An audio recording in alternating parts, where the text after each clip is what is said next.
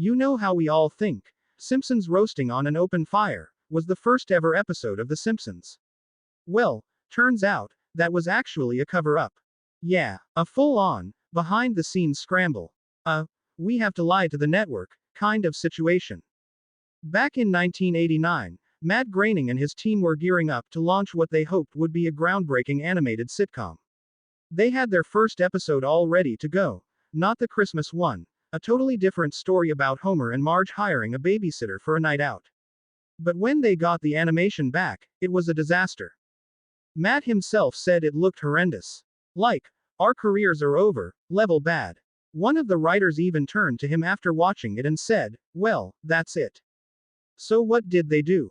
They lied. They told Fox the animation hadn't come in yet, even though it had. And it was just too awful to air. They bought themselves a few extra months, scrambled to put together a new first episode, and decided to go with a Christmas special instead. That's the one we all saw on December 17, 1989, and the one that launched the longest running primetime series in American history.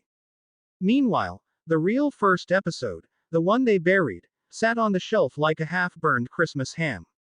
They patched it up over time, fixed what they could, and finally released it months later as the season 1 finale. You might know it now as Some Enchanted Evening. It's that weird one where Homer and Marge go on a date night, leave the kids with a babysitter, who turns out to be an actual criminal, the infamous babysitter bandit. Bart, Lisa, and Maggie take her down like a mini action squad, and just as the police are about to arrive, Homer accidentally lets her walk out the front door. Classic. But that's not even the end of the chaos. 35 years later, The Simpsons is still on the air, still causing waves, like when the first episode of season 36 was called the series finale. It had Conan O'Brien animated into the show saying, Fox has decided to end The Simpsons.